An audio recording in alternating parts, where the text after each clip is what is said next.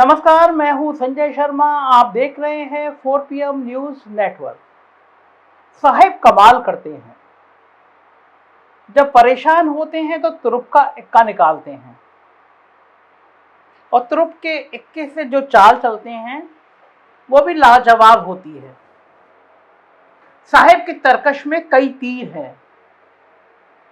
इस बार गुजरात चुनाव साहेब को परेशान कर रहा है।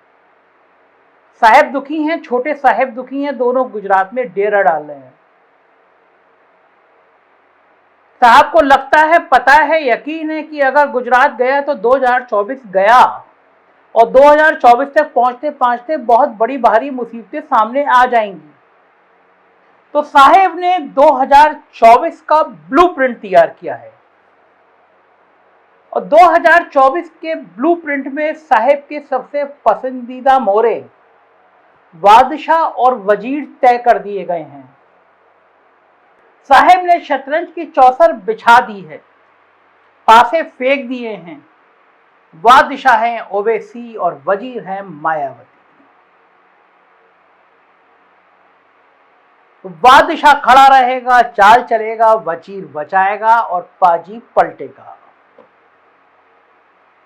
ये प्रयोग साहेब पहली बार नहीं कर रहे हैं, कई जगह ये प्रयोग हो चुका है। उत्तर प्रदेश का पिछला चुनाव उदाहरण है जब मोहतरमा मायावती ने बीजेपी की खुलेआम, मैं खुलेआम इसलिए कहूंगा, सबको पता था कि बीएसपी खेल क्या कर रही है और साहेब के पक्ष में, साहेब की पार्टी के पक्ष में बीएसपी ने जो खेल किया वो किसी को सपने में अंदाजा नहीं था इतना हिट हो जाएगा। उत्तर प्रदेश में बीजेपी की सरकार बन गई। मैडम ने सोचा नहीं कि उनकी पार्टी का क्या होगा, बोर्ड शिफ्ट हो गया बीजेपी में और हुकूमत बन गई। बिहार की राजनीति ने पूरे देश में भूचाल ला दिया है। नीतीश कुमार के पाला पलटने के बाद, पाला बदलने के बाद बीजेपी में मायूसी है, निराशा है और विपक्ष बम बम है, खुश है। बिहार में 2 सीटों पर उपचुनाव थे, मोकामा और गोपालगंज। छोटे साहेब ने चिराग पासवान पर दांव लगाया, मोकामा में लगातार प्रचार कराया। बाहुबली अनंत सिंह वहां से चुनाव लड़े थे, लेकिन सजा होने के बाद उनकी पत्नी लड़ रही थी। चिराग पासवान जुट गए हनुमान की तरह, उनसे कहा गया हम तुम्हें केंद्र में मंत्री बना देंगे, बस गोपालगंज जिताओ। चिराग पासवान मेहनत करते रहे, बीजेपी ने बहुत जान लगाई, लेकिन अनंत सिंह की पत्नी एक लंबे मार्जिन से चुनाव जीत गई। दूसरा चुनाव था गोपालगंज में, सिंपैथी थी, चुनाव लड़ रहे थे सब लोग और भारतीय जनता पार्टी जानती थी कि अगर गोपालगंज हारे तो बिहार में डिब्बा गोल हो जाएगा। जो हालात बन रहे थे वो गोपालगंज का चुनाव आसान नहीं था, फंस गया था। लेकिन फिर यहाँ बादशाह और वजीर उतरे।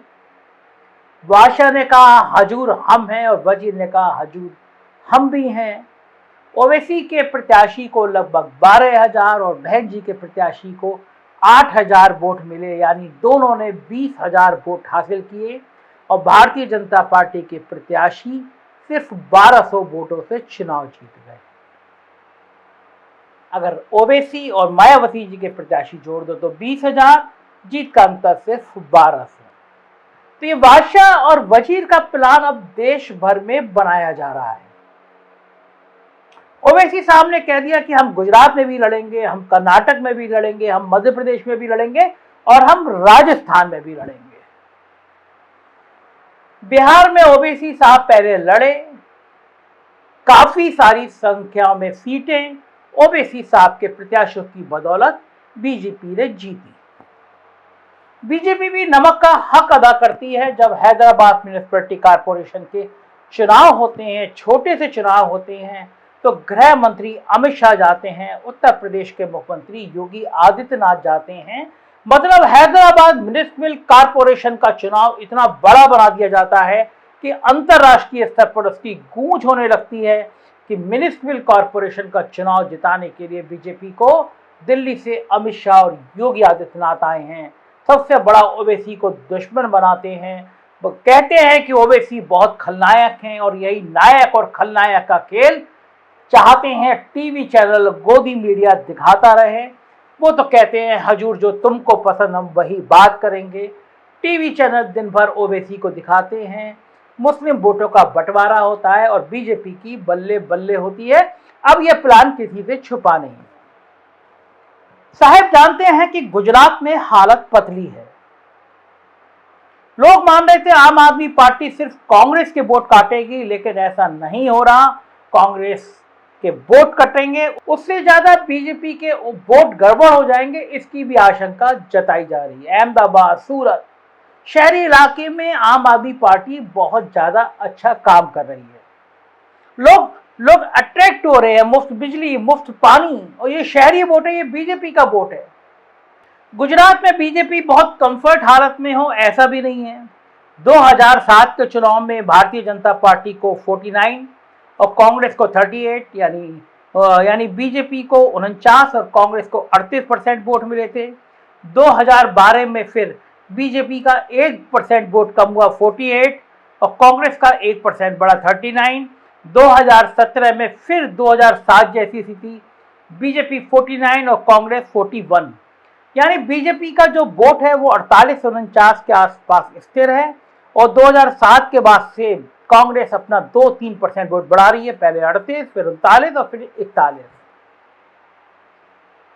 अगर आम आदमी पार्टी 4-5% वोट लेती है और वो वोट अगर बीजेपी का होता है तो इस बार हालात बदल जाएंगे। बहुत ज्यादा सीटों में भी अंतर नहीं है। 99 सीटें बीजेपी की थी और कांग्रेस की 77 सीटें थी। सूरत एक तरफा सारी सीटें सूरत बीजेपी जीत गई थी। अगर 10 सीटें गड़बड़ाई थी तो सरकार कांग्रेस की बन जाती। गुजरात मतलब 2024 का सर्टिफिकेट, गुजरात मतलब सरकार की चाबी। गुजरात के नाम से साहिब की कपकपी चढ़ रही। यही कारण है कि महाराष्ट्र के बड़े से बड़े उद्योग, हजारों करोड़ के उद्योग उठा के गुजरात में भेज दिए गए। महाराष्ट्र में नाराजगी है। हजारों लाखों नौकरियां जो महाराष्ट्र के लोगों को मिलती, वो उद्योग चले गए तो नौकरियां खत्म हो गई। यही कारण है कि जब अंधेरी ईस्ट का चुनाव हुआ तो बीजेपी और शिंदे गुट की इतनी हिम्मत ही नहीं पड़ी कि वो अपना प्रत्याशी उतार सके। वह नया तरीके की बीजेपी के और शिंदे के ग्रोह ने कहा कि वहां पे नोटा में वोट डाल दो।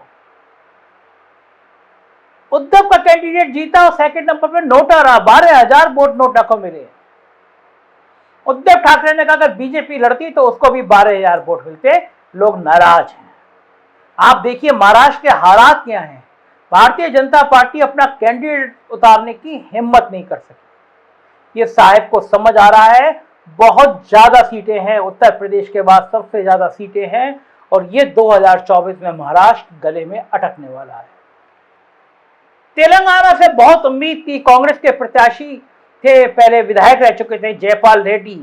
बताया जाता है कि हजारों करोड़ के आदमी हैं, ईडी का नोटिस पहुंचता है, पसीने आ जाते हैं, तुरंत कांग्रेस छोड़ के बीजेपी ज्वाइन करते हैं, उपचुनाव होता है लेकिन हार जाते हैं। तोड़ो अभियान, फिर जोड़ो अभियान, लेकिन फिर भी हार जाते हैं। तो जाहिर है ऐसी स्थितियों में, ऐसे हालातों में साहब का ब्लूप्रिंट है कि फिर वह ओबीसी को तैयार किया जाए। उत्तर प्रदेश में भी लोकसभा की सभी सीटों पर ओबीसी को लड़ाया जाए। बहन जी को सीबीआई और ईडी का डर दिखाया जाए। कैंडिडेट की लिस्ट अमित शाह तय करें। कौन सा कैंडिडेट ऐसा होगा जो मुस्लिम मतदाताओं को विभाजित कर देगा। मुस्लिमों को संदेश दिया जाए कि बहन जी के साथ आओगे तो ज़्यादा फायदा है। अगर ये बिखराव नहीं होगा, ये टकराव नहीं होगा तो जाहिर है मुस्लिम मत एक मुश्त पड़ेंगे और ये साहब और छोटे साहब के लिए परेशानी पैदा हो जाएगा। तो राजा चाहता है कि वजीर और वो मिलकर हुकूमत फिर बनाएं, 2024 में फिर सल्तनत हासिल करें। होगा क्या, हम बताते रहेंगे। देखते ही रहिए 4 PM न्यूज़ नेटवर्क। यही चैनल है जो सच बोलेगा। उत्तर प्रदेश की खबरें देखनी हो तो 4 PM यूपी और बिहार की खबरें देखनी हो तो 4 PM बिहार जरूर सब्सक्राइब करिएगा। शुक्रिया, थैंक यू।